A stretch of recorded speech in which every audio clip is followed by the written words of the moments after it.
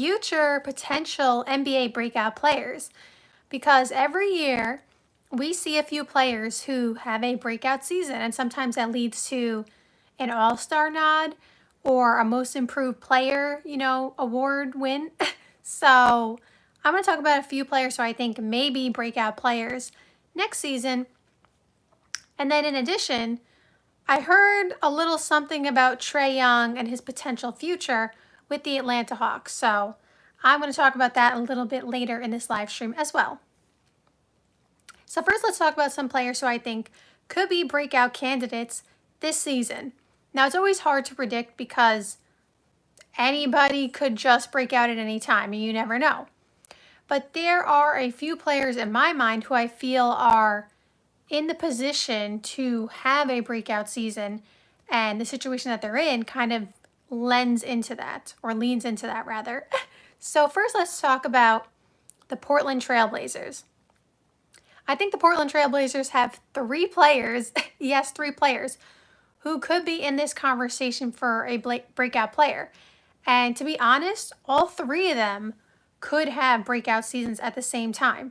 And some, one of them could be better than the others, but I feel like all 3 of them have the potential to have breakout seasons.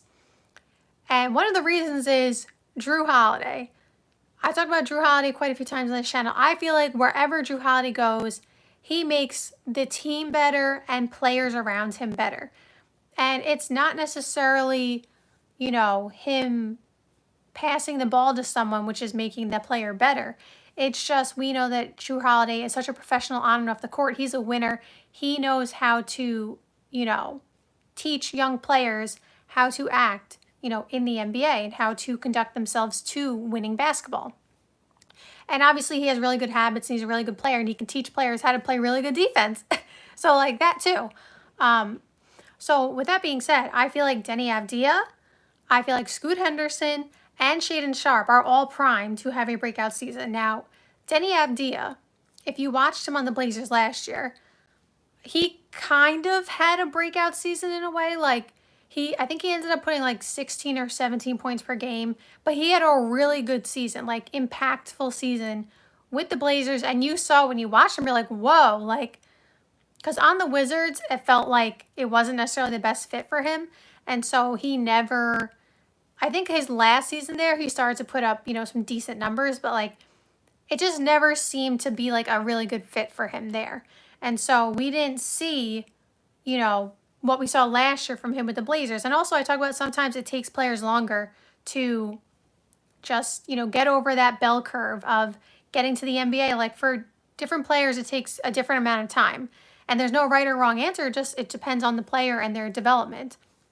So I say all that to say, Deni Avdija kind of had a little bit of a breakout season last year, but there is definitely a possibility of him averaging 20 points per game next season. Based on what we saw from him last season, I feel pretty good about him going up in production.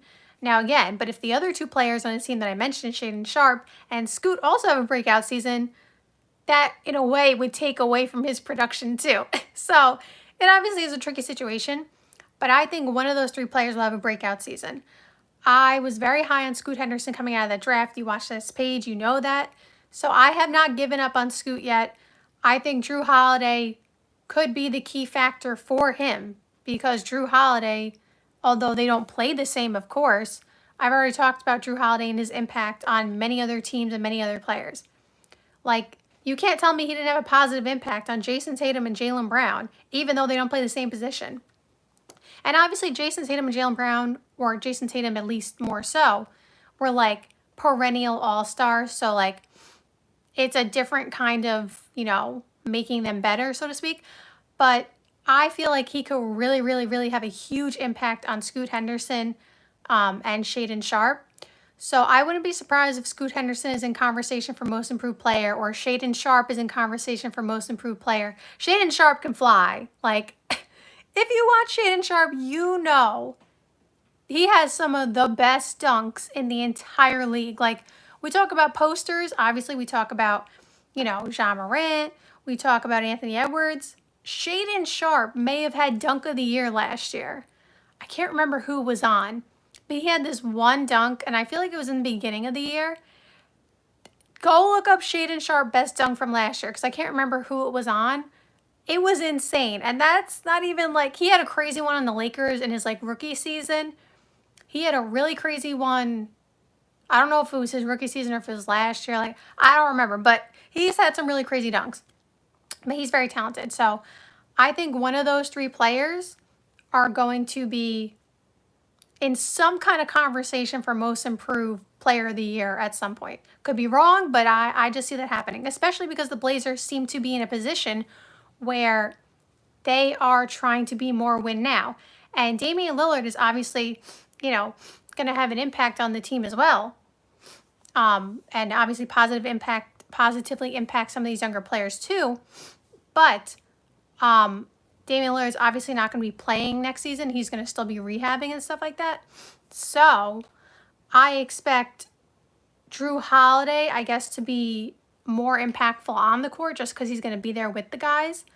So that's what I think about that. And then let's talk about some other players who are going to probably have a breakout season.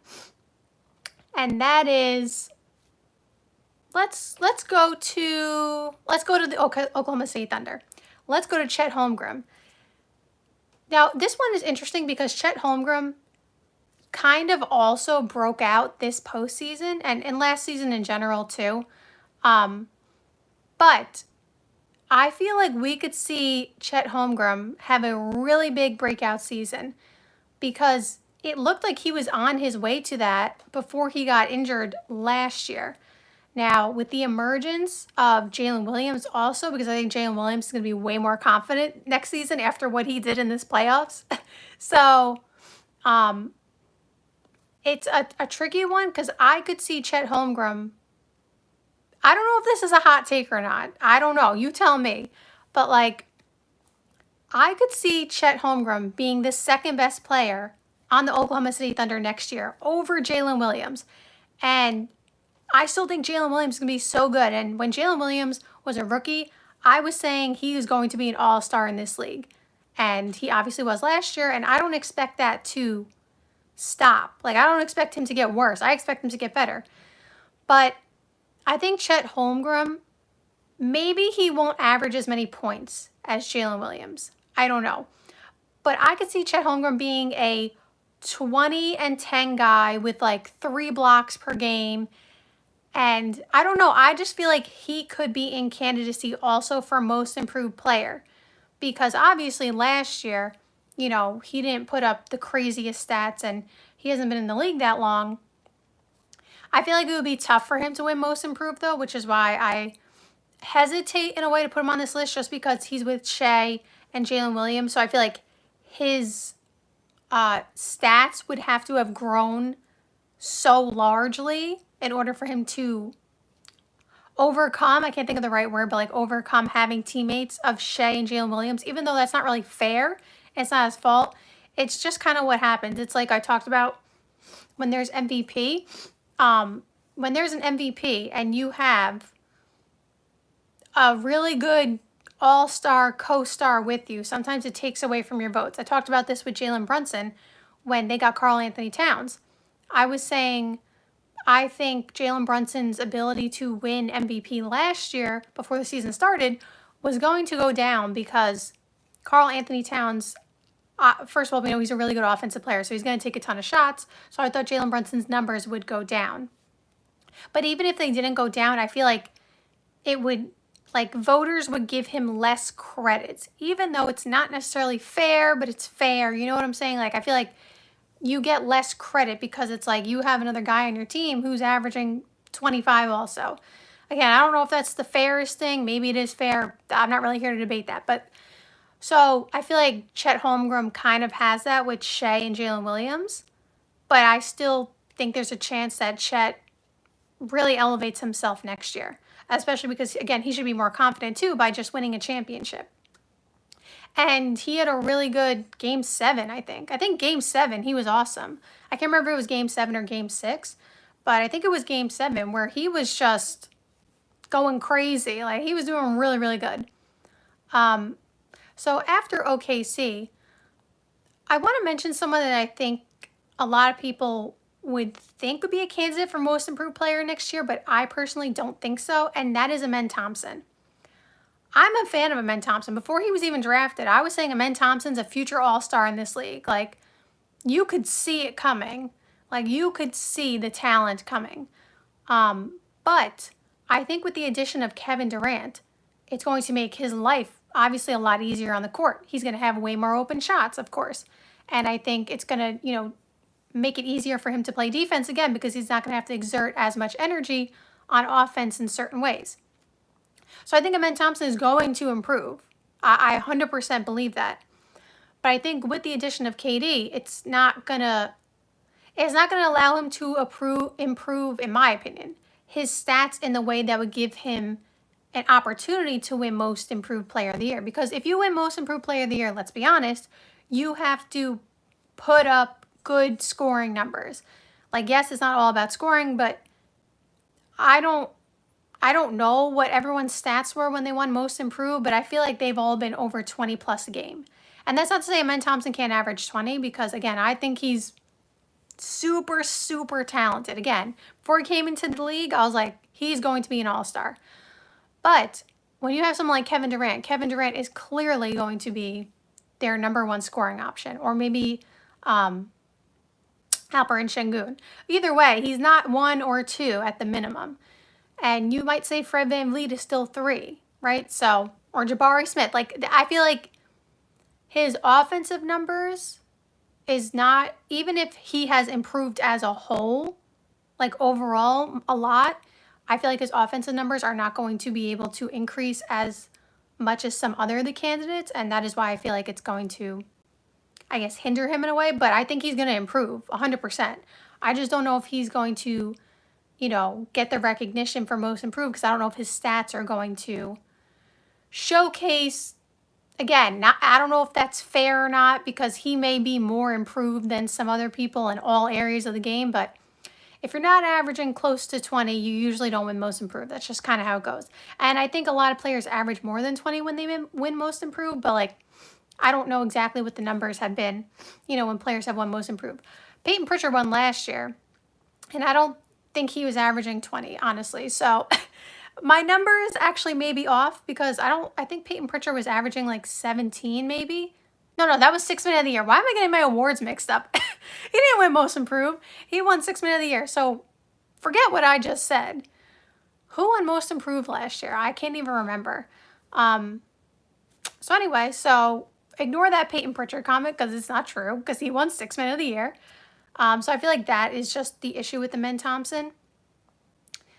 One team that obviously is, I'm sure the fans are not the happiest right now, is the Indiana Pacers because Tyrese Haliburton unfortunately is hurt and Miles Turner is gone. But, silver lining, I think you have a candidate for Most Improved Player of the Year, and that is Ben Mathurin.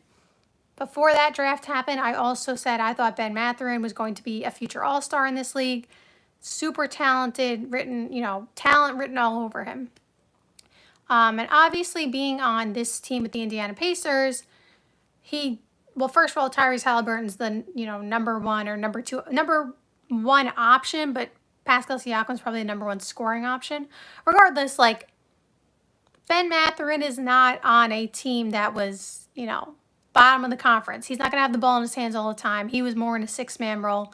And he also had, not this season, but last season, he had injuries, so he didn't even play the second half of the season. Or he got hurt right before the playoffs. He didn't play in the playoffs. So, like, that took out some of his, playing time. And then last season, he had an up and down playoffs. Like, he had gotten taken out of the rotation for a certain point. And then when he got put back in the rotation, he was on fire. He had like 3 20-point games against the Knicks. Like, he was really on fire. He was cooking. So now with Tyrese Haliburton not there and the addition of Miles Turner no longer being there, Ben Mathurin is going to get increased playing time, increased touches, increased shot attempts. And I think he has a chance to be a Most Improved Player candidate. Is he going to start? Maybe. Andrew Nembhard is still obviously going to start. I don't know if you can move Aaron Nesmith to the bench, though. That's the thing. So I'm not sure if he's going to start. Maybe he will. I think it just depends on how the games are playing out and stuff like that. But I think he definitely has a chance to be a most improved player candidate. Like, I would not be surprised if Ben Matherin's averaging, 20 a game.